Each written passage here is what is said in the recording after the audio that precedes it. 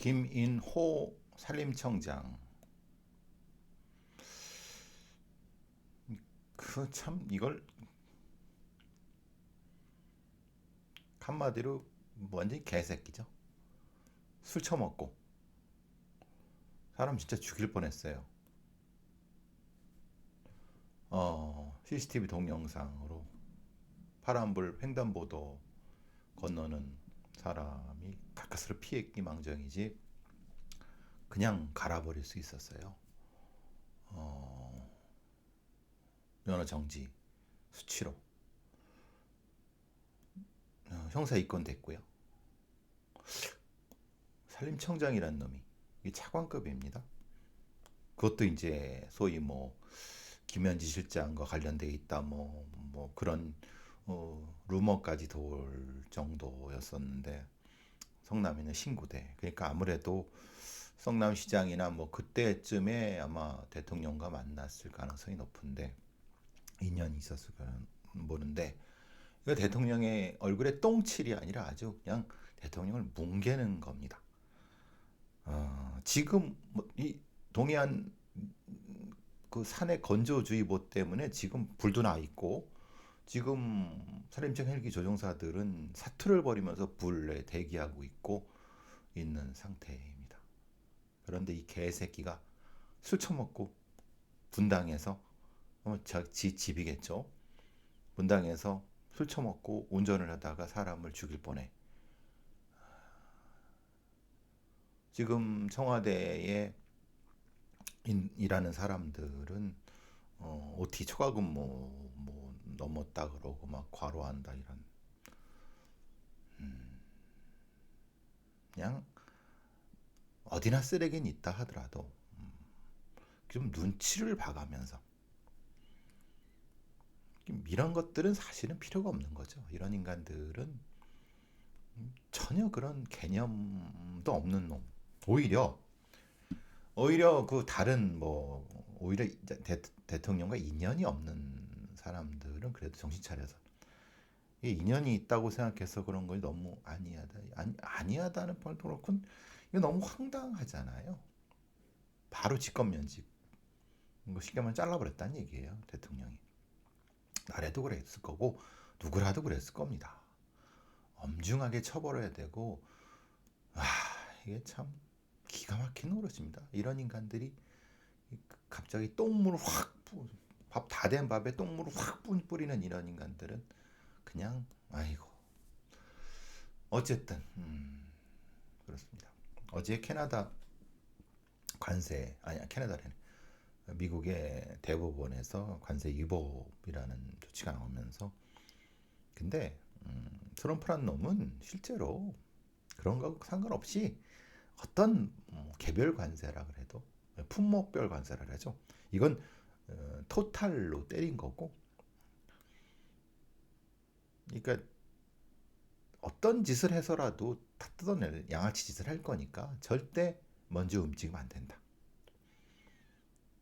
물론 이제 뭐 관세 환급이라든가 소송을 통해서 소송하겠다. 트럼프 자기 임기 4년 지금 3년 동안 하겠다.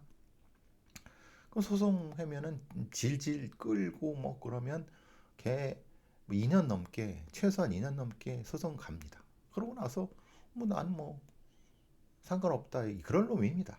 그럴 새끼 양아치 새끼이기 때문에 트럼프라는 놈은 그러니까 뭐 실제로는 지금 이게 그러니까 눈치를 봐야죠. 눈치를 봐서 다른 나라 특히 일본 같은 경우 어떻게 행동하는가에 따라서 보고 다른 유럽 보면서 보조를 맞춰야지 괜히 모난 돌이 정 맞는다고. 하여튼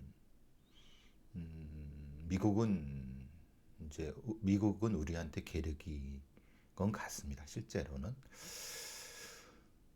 관련돼 갖고 지금 묘한 상황이 벌어진 게그 서해 잠정수역에서 그러니까 이제 말하자면 카디즈라고 해서 실제로는 중국하고 한국의 방공 식별 구역이 겹쳐지는 공간이 있을 수 있습니다. 그러니까 물론 영해나 이런 건 아니에요.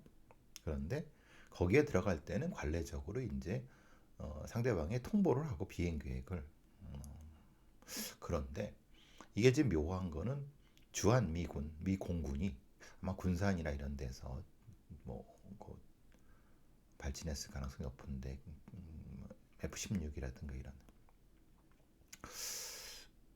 처음에는 전혀 그 훈련 계획을 알려주지 않았다고 얘기하다가 지금은 훈련 계획은 얘기했다 뭐 이런 얘기를 하는데 지금 상황으로 봐서는 아마도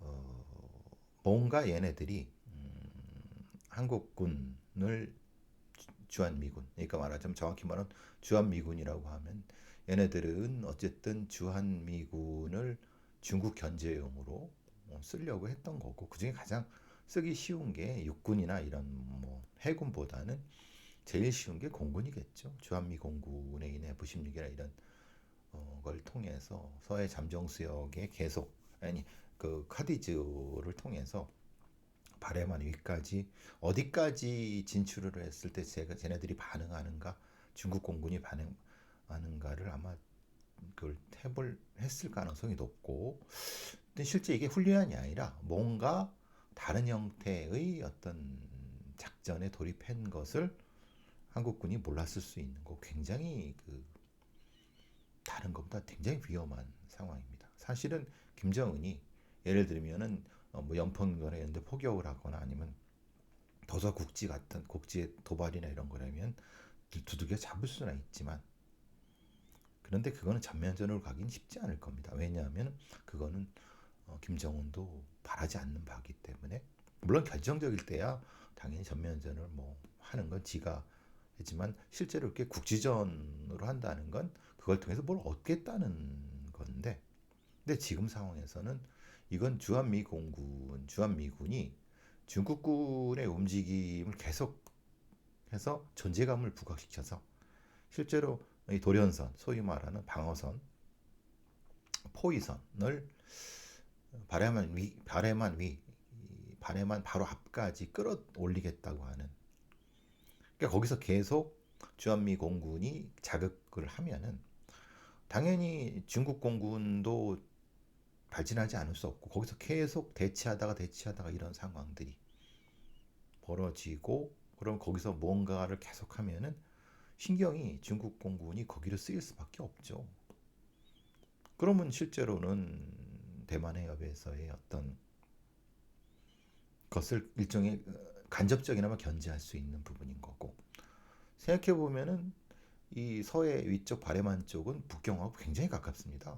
그러니까 실제로 걔네들은 굉장히 위협선이 될 수 있으니까 근데 이거를 전혀 한국군한테 통보도 하지 않고 지들끼리 뭐 훈련을 명목 삼았다면 어쨌든 훈련이 게 어디 있습니까?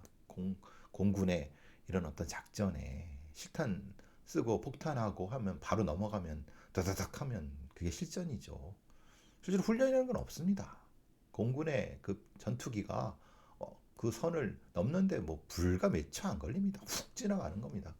막 어, 속도로 확확 넘어갈 수 있는 거예요. 그럼 실제로는 굉장히 우리가 원하지 않아도 중국 공군이 거기에 대응해서 응사하고 거기에 따라서 서로 실탄이 오가고 뭐 격추시키고 뭐 그러면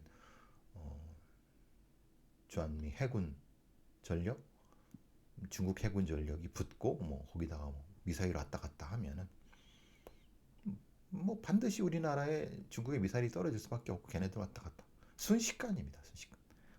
오히려 북한군의 움직임은 어느 정도 커버가 될 수 있지만은 지금 주한미 공군의 움직임을 또 커버해야 되는 상황.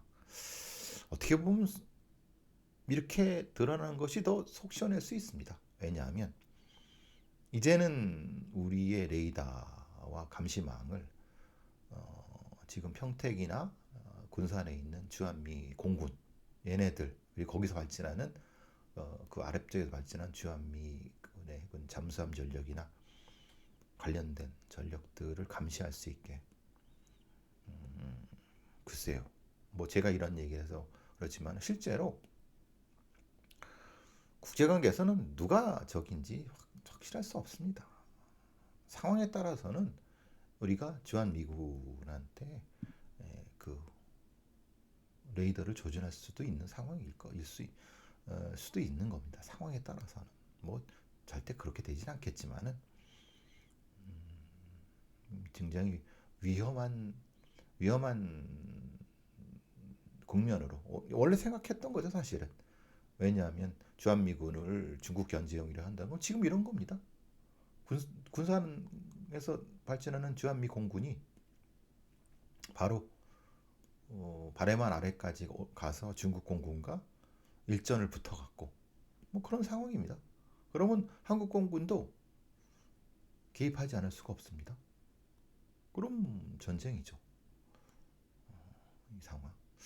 아주 위기 관리를 되게 잘해. 이거는 뭐 소위 뭐 북한과의 어떤 뭐 NLM 뭐그 관련된 어떤 그런 뭐지 해상 경계선 이런 문제하고는 차원을 달리하는 겁니다. 이거는 진짜 미국과 중국 간의 본격적인 전쟁 아니라 하더라도 충돌에 바로 우리가 노출될 수밖에 없는 상황이라는 것을 우리가 바로 눈앞에 볼 수 있는 거죠.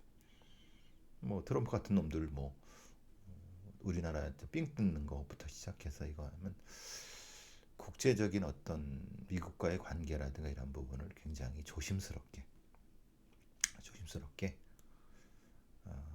전략을 수정하지 않는 한에서 상당히 조심스럽게 관리해야 된다. 이런 부분들이 좀 그런 상황이 바로 지금 뭐 국방부 장관이나 합참부장이 뭐 항의했다 뭐 그러는데 글쎄요. 항의 가지고 될 일은 아니죠. 이거는 우리도 모르게 전쟁이 벌어질 수 있는 상황이기 때문에. 근데 트럼프란 놈이 이 만만치 않은 놈 어떤 계절을 떨지 모르니 이게 가까운 부분이 있지만은 그래도 중국과 일본과 또 상황에 따라서는 북한하고도 위기 관리에 대한 부분에 대한 테이블이 좀 있어야 되겠다는 생각은 좀 합니다. 오히려 미군에 의한 어떤 이런 돌발적인 자극에 대해서 위기를 관리할 수 있는 일본, 중국, 북한과 그런 생각이 좀 생각을 해봤습니다. 뭐 여담으로 장항준의 무슨 왕가 사는 남자 뭐 이게 또 500만을 좀 전에 뭐 넘어섰다 뭐 이런 얘기를 하는데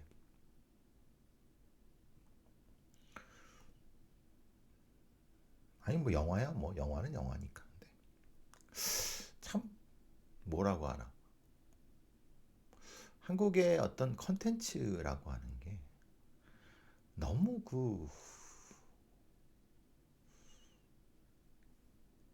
너무 좁다고 해야 되나요? 상상력의 크기가 너무 협소하다. 뭐 해봤자 이순신 해서 뭐 임진왜란 또 거기다가 뭐 저기 이성계 여기 뭐 지금 이것처럼 뭐 세조 단종 글쎄요. 이게 우리나라 역사가 조선밖에 없습니까? 물론 뭐 당연히 그 다른 역사적인 어떤 상황도 있지만 너무 편협하다. 그러니까 역사를 보는 역사학자 사학자 놈들이 게으른 것일 수도 있는 거죠. 역사를 좀 더 폭넓고 깊이 있게 연구하지 못하고 지금의 어떤 권력 관계라든가 사회 관계에 그래서 아쉬운 부분이. 그러니까 왕가 사는 남자가 뭐 단종 뭐 이런 얘기도 하고 그러지만 그러니까 이렇게 좁으니까 우리 나오는 컨텐츠의 힘이 너무 작은 거예요.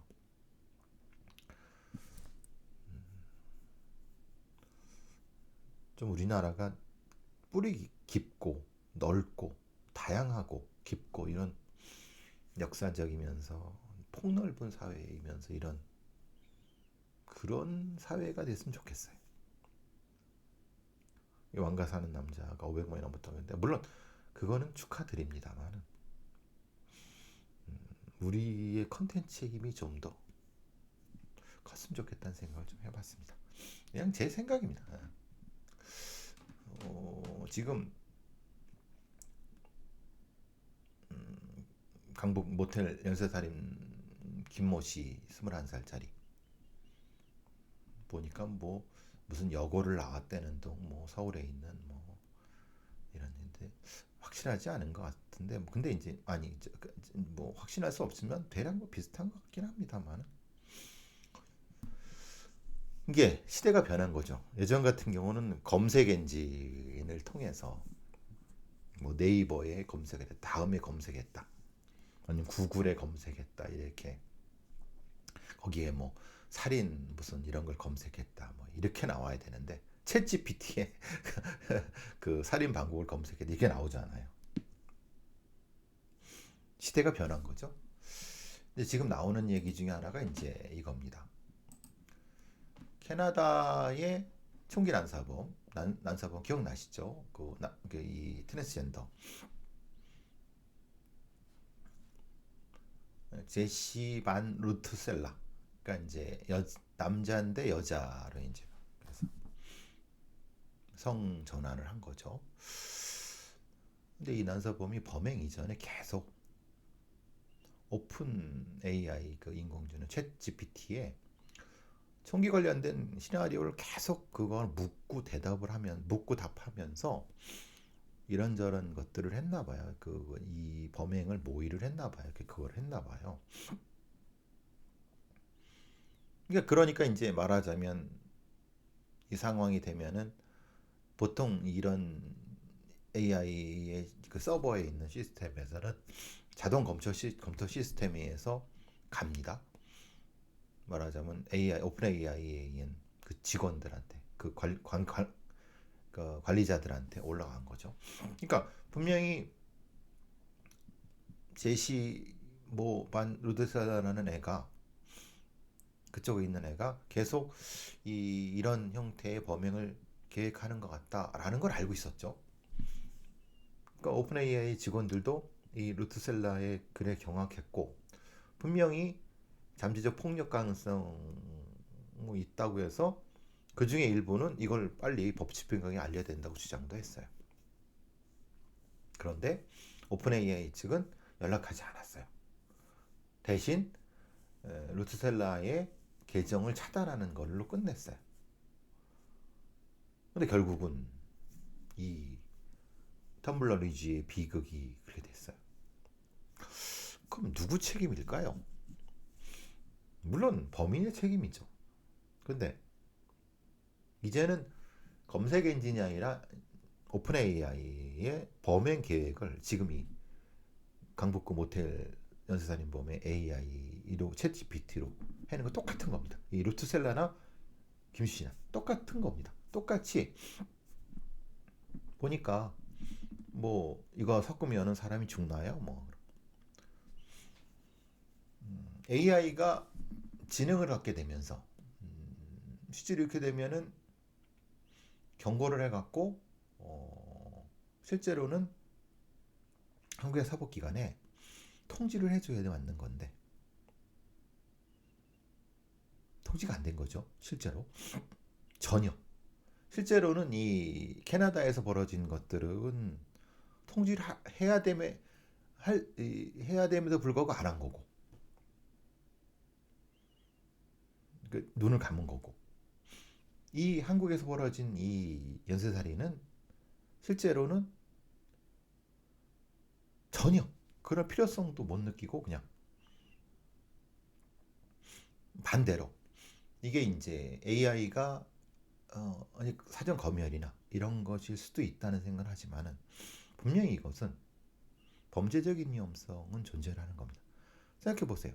어떤 안정제, 수면제 플러스 숙취해소제 플러스 술을 먹으면 사람이 죽습니까? 이렇게 물었으면 분명히 거기에다가 이렇게 묻는 거는 범죄의 위험성이 있기 때문에 경고를 내주거나 이렇게 써야 되는 건데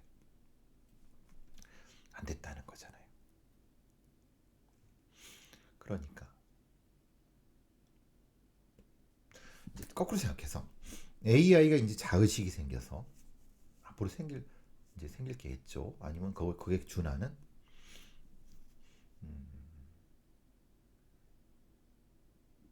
숨겨야 되겠다고 생각했을 때,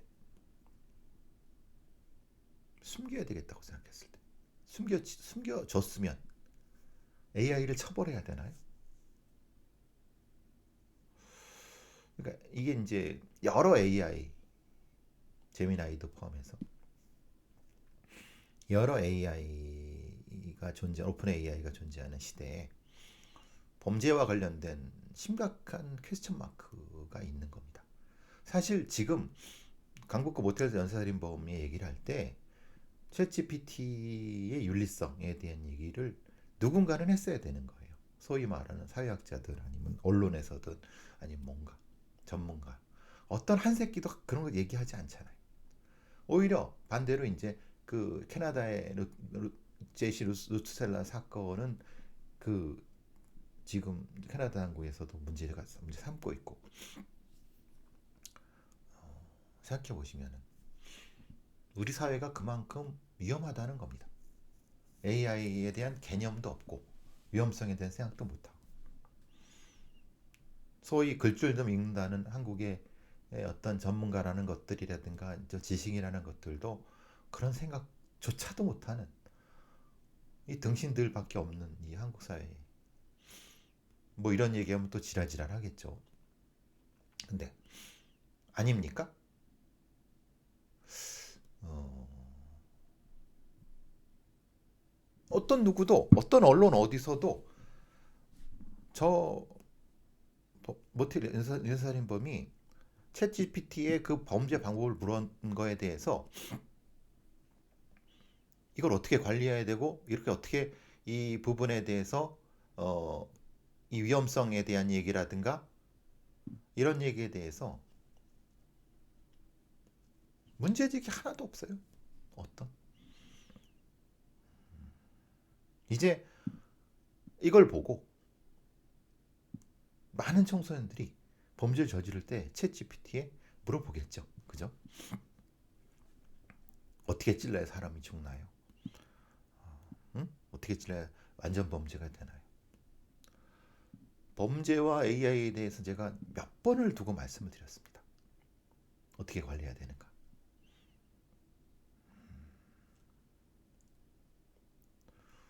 한국 사회가 상당히 위험한 어떤 그런 부분인데도 위험을 못 느끼는 거예요. 칼이 들어와서 뭐가지 칵 해서 뒤져버리기 전까지 모르. 그만큼 사회가 그 지식인들이라든가 아니면 경보 장치가 너무 약하다는 겁니다. 어쨌든 좀 안타까움에 그냥 AI를 만들어 갖고 세계 3대 AI 강국되는 것만 저하라고 박수치고 정작 우리나라 AI를 통해서 범죄를 저지르고 그것이 일상화되는 어떤 데선 전혀 어쩌자는 거예요.